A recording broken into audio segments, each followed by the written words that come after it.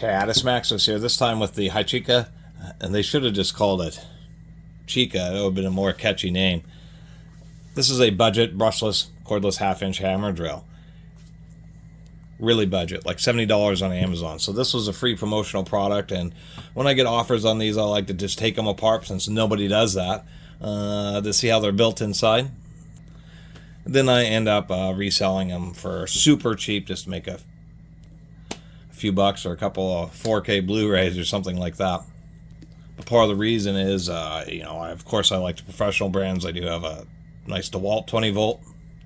I even did these DCKs, which were a bit more expensive than this, but they are a little bit better. They came with 4 amp hour batteries. This comes with a 2 amp hour battery, 2-speed, 500 RPM, 2000 RPM. It does the Makita kind of thing where you have this separate mode change, whether drill, which is just locks out the clutch, so the clutch isn't working. You have a screwdriving mode, which engages the clutch. The nice thing about this mode is that you can leave the clutch in a particular setting, say a soft setting, drill your hole, and then just go in and drive your screw. And of course the hammer drill, which isn't particularly aggressive. It will, if you're drilling the brick or something like that, it will help speed it up. If you're actually pilot drilling holes in like cement fiberboard, hammer drill functions also help quite a bit. People complain about it getting hot. There isn't actually a particularly great form of ventilation. It almost looks like there were ideas for vents here and here, but they decided not to put them in, and somehow it's pulling air. Like, the only vents are on each side, and this little gap on top, and like a little slot here on the bottom, I guess, to get a little bit of air going past the trigger. But it's understandable. This thing is pretty lightweight, but it still has a decent amount of power. They advertise 44 foot-pounds of torque, 530 inch-pounds, or like 60 newton meters in first gear, and it may be able to impulse that, but I doubt it would maintain that level of torque for a very long period of time. Chuck is all metal. It's halfway decent, but there's a little bit of spindle play. For 70 bucks for the battery, the charger, I don't know why it says universal. It is a 2 amp charger, so at least it's a 1 hour charger. It does have a red charging light and a green finish light, so I do appreciate that. Actual strain relief. We'll take all of this apart. So it is indeed made cheaply. I'm pretty sure this is not going to be a censored brushless motor, but I will admit,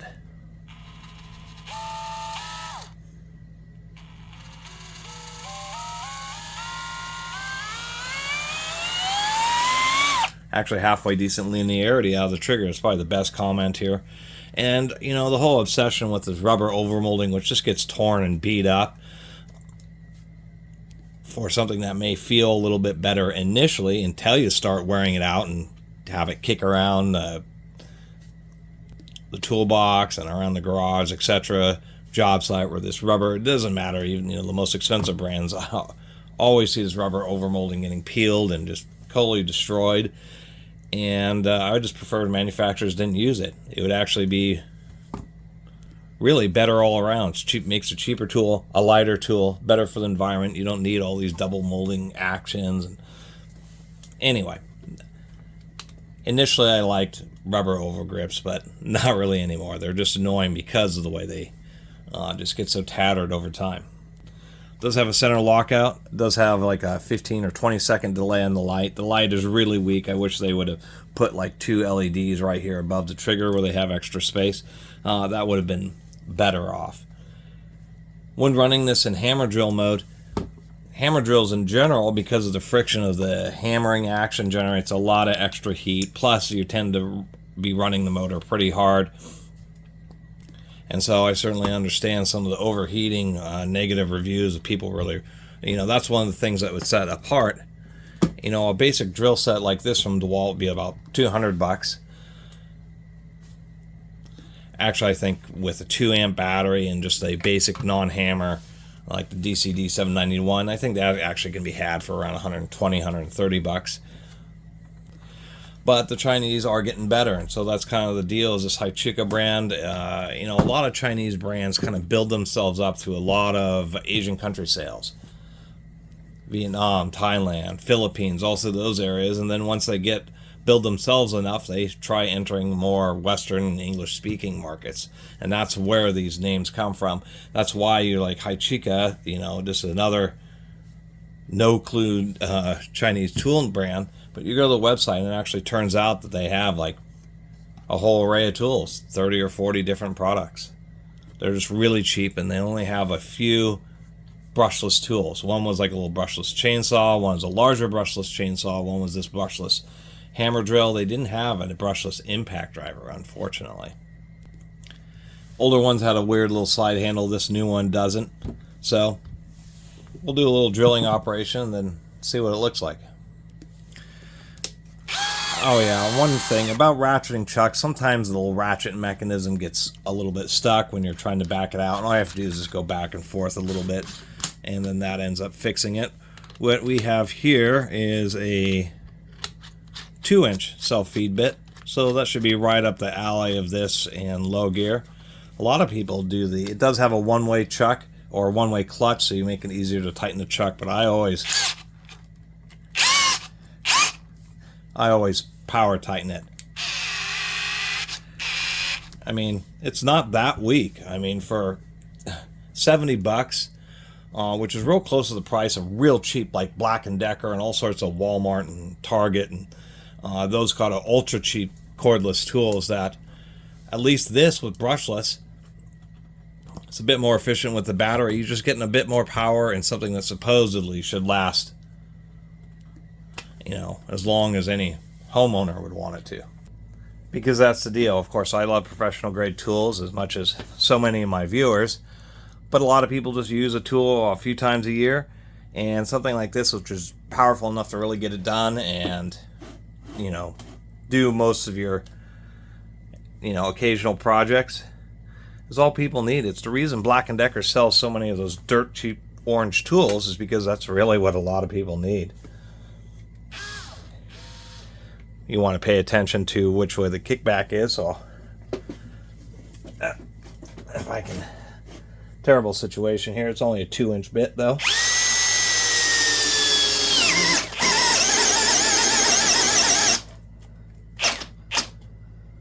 Oh, it's really not that much force driving a 2-inch self-feed bit, but it's still cutting out. It definitely has some torque, but it's just doesn't want to belt it out in a consistent fashion, which is pretty annoying, really.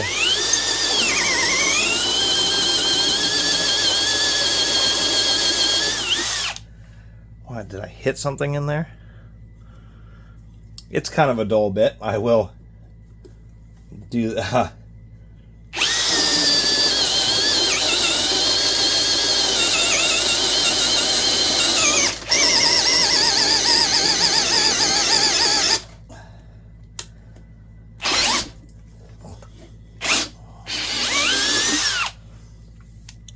Well, a little bit less drive, a piece of lumber, and it'd probably get away with a little bit sharper bit.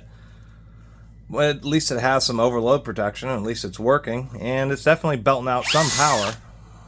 And I'll even help it out a little bit by the piece of wood being so loose that it really wants to catch right on this edge here on the side of the hole.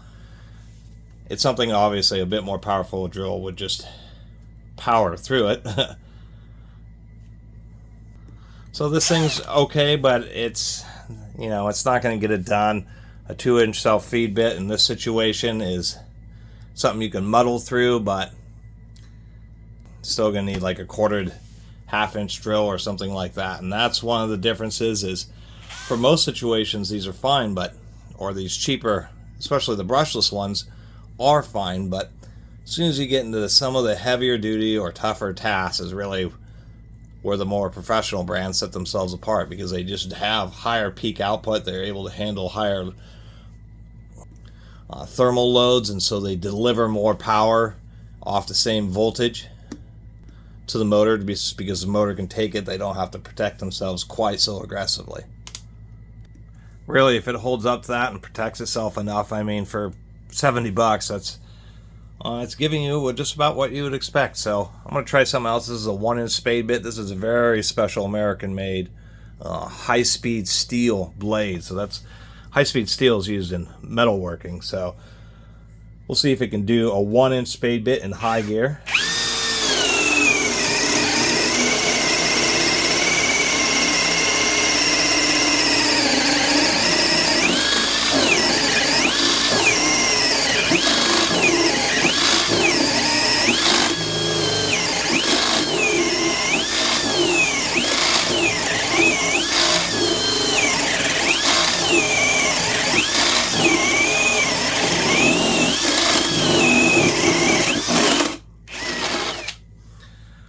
A lot of people have drills stall out on spade bits, especially in deeper holes, because they get all jammed up with chips. You got to peck the bit in and out to clear out all those wood chips. It actually did that just fine.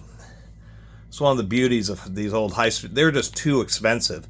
You can special order them online, but once again, they were just too expensive. People weren't going to pay the kind of money for having spade bits that had these nice high-speed steel edges, but they stay sharp for a really long time and can take a lot of heat.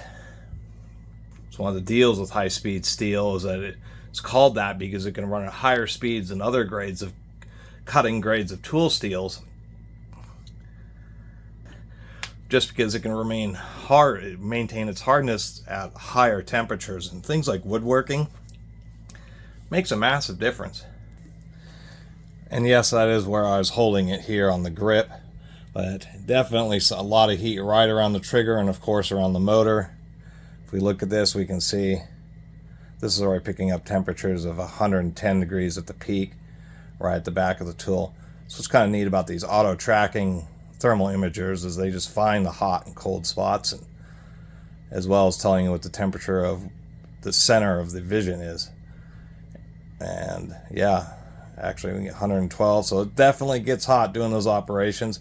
You'd probably have a thermal shutdown if you drill too many of those 1-inch bits, or on a hot 100 degree day outside, 90, 100 degrees. You know, another thing that separates these cheap ones from the expensive ones. And even though I guess I was running it pretty good, I'm surprised to see that even the battery was actually starting to heat up too. Oh yeah, and if you want to know a secret on the ultimate hidden disappearing messages, it's thermal imaging. Let me get some zoom in here, geez. That's just a piece of paper, but we can go.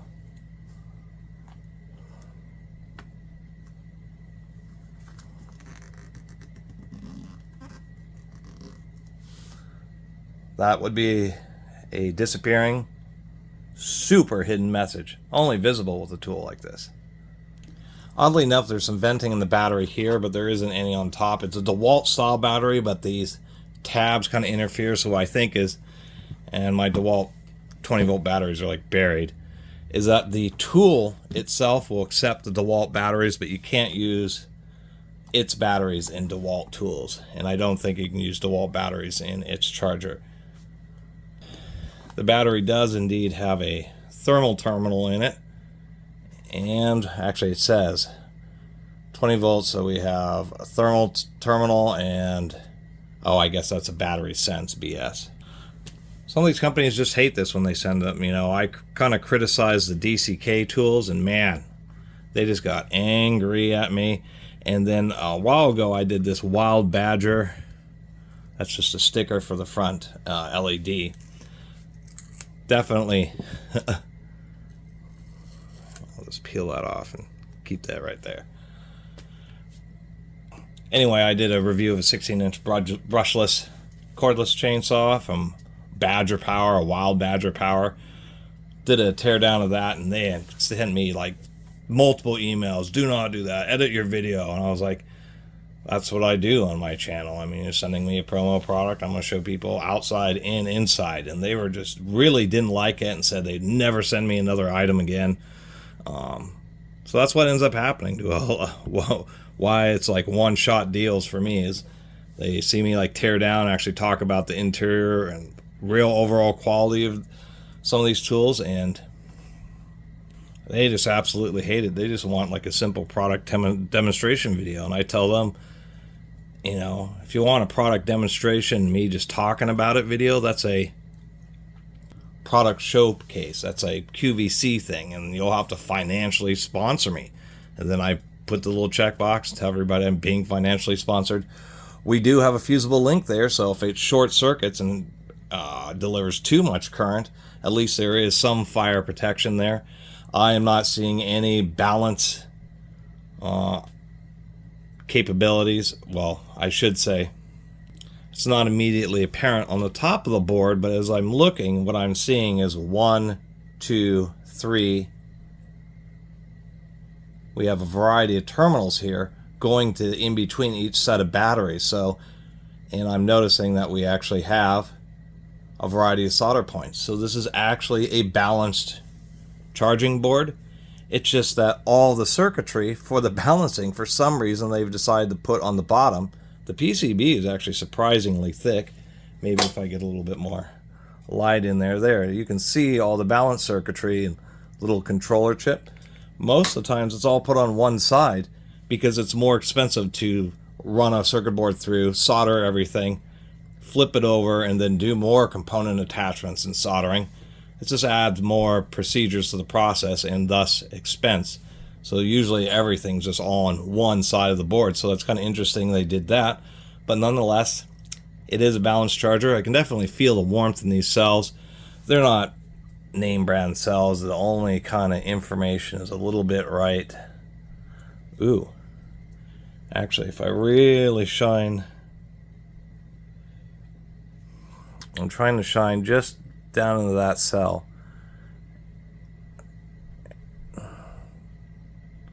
Okay, I thought it said 10A. It doesn't really say. Not a lot of information visible on any of the... I wonder if they strategically turned them so it would be harder to see. So anyway, just generic 2 amp hour cells. Everything's all stamp welded. Stamp welding's actually, the assembly of the pack's not too bad. And fortunately, this is a kind of a little bit softer of a plastic. Just something to help hold all the cells together and provide a little bit of additional protection along with the outer casing. So overall, cheap cells, but the battery design's okay. Having this double layer effect here helps a lot with impact protection. A lot of the cheap tools where people have problems with batteries failing or even fires is the cells are just right against the plastic without any of that additional area or protection. So just a simple switching power supply based charger. It's only I guess that's a 40 watt output. Interestingly enough, there are 4 wires, so it's going to be positive and negative, a temperature sense, so it doesn't catch fire if it's overheats during charging, and a 4th wire, which must, they may, which I find interesting. I'm not sure if that's just a sense wire. Maybe that's the universals. Maybe this can charge 12 volt batteries, and that extra wire determines if it's a 20 volt battery. Doesn't make a ton of sense that way. Just not exactly sure what that extra wire is for, but charger is, it's kind of funky. They have this plug glued and this part's screwed in here and the board is screwed into the bottom. So it's, chargers used to be really terrible. They used to be just a little transformer and a diode is how they would charge, so at least on the old NiCad stuff. So at least this is an improvement on the charger. Actually halfway decent ventilation around it, escaping around the side slots there. As I'm pulling the screws out of this body, that's part of the other place where they're cheap, is even though this may be a fiberglass reinforced nylon housing, it may be recycled nylon. There's various grades. They don't advertise pure virgin nylon. And you can feel it because the screws just don't feel, There's those kind of screws in plastic where when you retighten them, you got to really carefully feel right where they cinch up. Because there's almost no torque. There's very little torque difference between being properly torqued and stripping them out. These aren't really the kind of tools that a lot of people actually get into. I will have to admit that. 9 screws holding together. Would have liked to see another screw down in the bottom area there. I suppose what we got here is okay. They all appear to be the same length. We'll see if this one little one at the very top is. It is, so that makes it simpler, so you don't have to worry about keeping track of the position of all the different screws.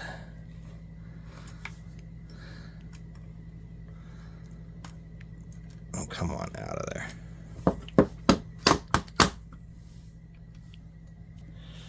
And here we are. Let's get this. Did I get them all out? I did.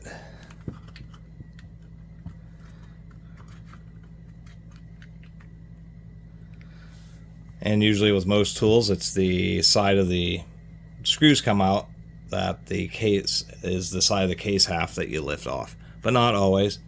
We can see they did it. It is PA6 GF30, so that is fiberglass reinforced nylon. It's just doesn't feel real particularly rigid. Even this area around the upper drill body is, you know, it's just thinner. It's just not as robust. And then we have this weird little cap in the back, which I suppose you could run without if you didn't want it, and that would probably offer a little bit of additional cooling. So we can see our brushless motor. It is indeed brushless, and we'll take a look, and it is indeed a sensored motor. I'm actually surprised about that. Sensored motors tend to be better at low speeds because they can really precisely turn on and off the magnetic fields. Even those DCKs weren't censored, but we can see clearly the 5 extra sensor wires. It's a 3-phase motor. There's going to be 6 sets of windings, pairs opposite each other. The brushless controller just turns off one set of windings, and then, or turns on one set, pulls the motor towards those windings, then turns off that set and turns on the next set, continuing to pull the motor around in a circle. Without a sensor, at low speeds it can stall and not really know where exactly it's going. The other nice thing is when it gets overloaded, it not only can it measure current, but it can see that the motors really start, it knows you're at full power, and it can see the motors really starting to slow down via those sensors, and yeah, I'm trying to find the right words, initialize the, or shut down, do the overload protection before the motor itself actually really starts to overheat. So that's actually something going for them. It is a bit of an expense to have the extra 3 Hall effect sensors. There's 5 wires because there's a positive and a negative. They look like microchips, but they just they have 3 wires: a positive, a power, negative, and positive, and the signal wire, which is a positive voltage. The stronger the magnetic field, the more voltage it sends out. So you have a positive and negative power rails, and then 3 sensor wires. Another thing where they cheaped out is, and this is something that you rarely ever get to see, is the actual bare 3-phase brushless motor controller. This is a sensored motor controller. These are always just epoxied, so you can't see anything. Disappointingly, what we see is there's no real reflective surface. That means that there's no conformal coating, which is just a type of spray epoxy that prevents moisture from causing corrosion issues. I will have to say that it's awesome that they went with the sensored motor, but not even conformal coating the motor controller. That's a big issue. It's a power tool. It's going to be used out. It's not rated, it's not waterproof, but inevitably you're going to be working on days where there's some rain and some moisture may seep in here. Being out in the garage or in the back of a car on rainy days and rainy nights, you'll get condensation buildup, and the big issue is, you know, that causes corrosion, especially on those little terminals on the microcontroller, until eventually that corrosion either causes one of those terminals to fail or to cross or bridge with the terminal next to it and fails your controller. So alright, we'll take a look at the gears. This is going to be real special because in a tool like this, there is like the wires are the routing of the wires is carefully mapped, and if you don't get them in just the right place, they're going to get smashed somewhere. It's always the devil in a tool like this, is the fact that there is virtually, I mean, there is literally like not a millimeter to give in the wire routing and extra spacing. Well, upon inspecting this a little bit more, I was noticing that the reverse switch actually has this metal clip for the detent, which I kind of like. Kind of explains why it had a real definitive snap. Another thing is many power, I would say probably more than half of all cordless tools, they use the housing to hold the field, and then the motor bearing just sits in the housing. So the housing is also part of the motor. The motor isn't self-contained. This one, because of this weird back cap, this whole motor unit is a self-contained motor. Or on other tools, it would fall apart. The usual little bit of a twist, and then you can pull this off. We can already see 3 primary input gears, not 4, but it's still okay. I was going to mention that this controller board does have one little screw hiding right under the wires to the LED, which is actually keeping that screwed down. And I was going to mention, we can see here there's actually pairs of power transistors for each of the phases. I mean, that's the biggest short side, and it's not conformal coating the controller, but it's amazing how small those controllers can be to actually drive a relatively powerful motor. Anyway, pull this outer plate off just so we can, come on now.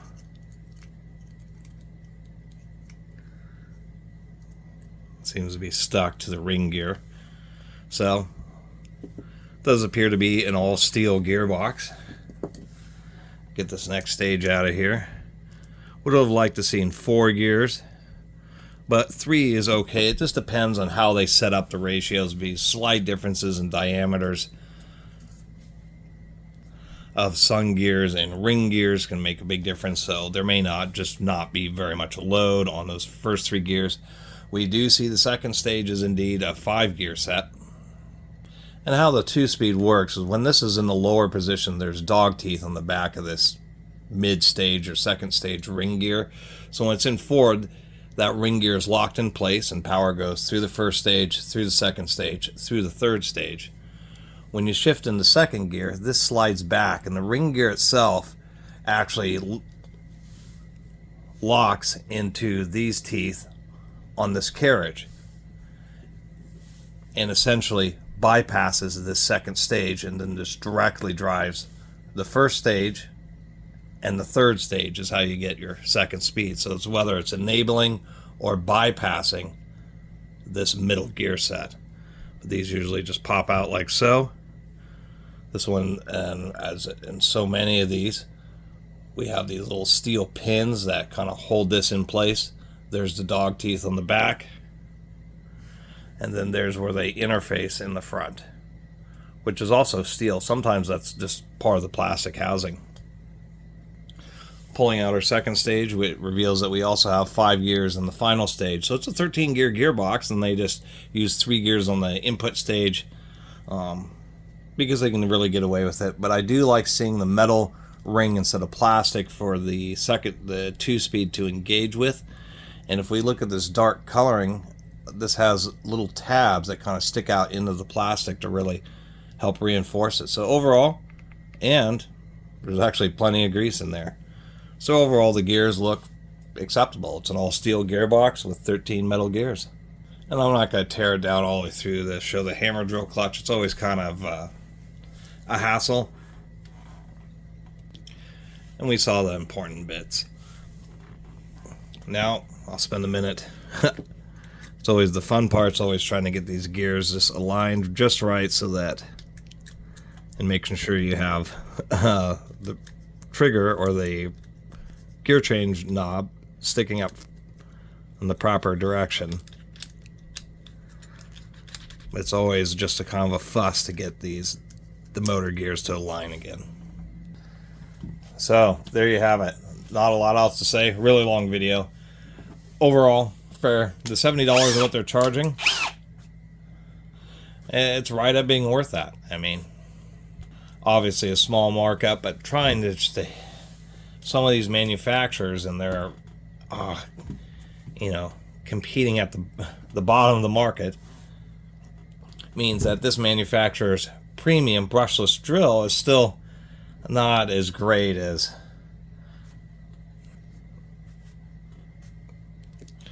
it could have been. And drilling with this, especially with that 2-inch self-feed bit, felt like basically it had more power it could have driven more, but it just has a more aggressive overload protection to prevent that controller from burning up.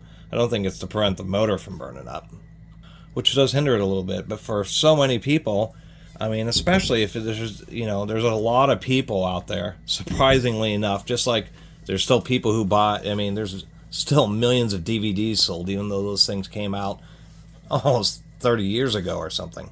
There's a lot of people, I've run into people who still use those old Makita 9.6 volt stick battery drills. So for somebody who doesn't want to spend much money, I think this is easily as good as the next one. And compared to some of the manufacturers, they include a censored motor, which will really make a difference when you're doing like low speed screw driving, because it can deliver the power consistently, you know, and is much better at load sensing, because as soon as you get going at a particular speed,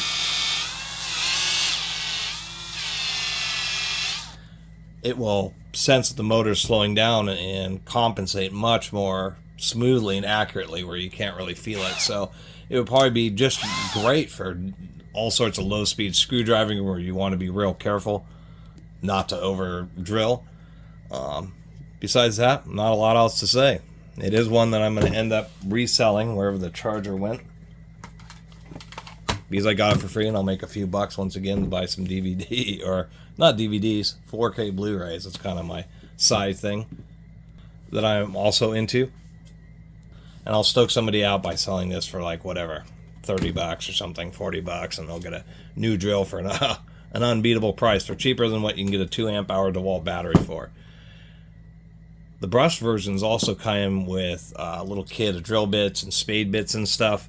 The additional expense of the brushless drill, and to hit their $70 price point, they only included just some driver bits this time, which I was thinking was cheesy.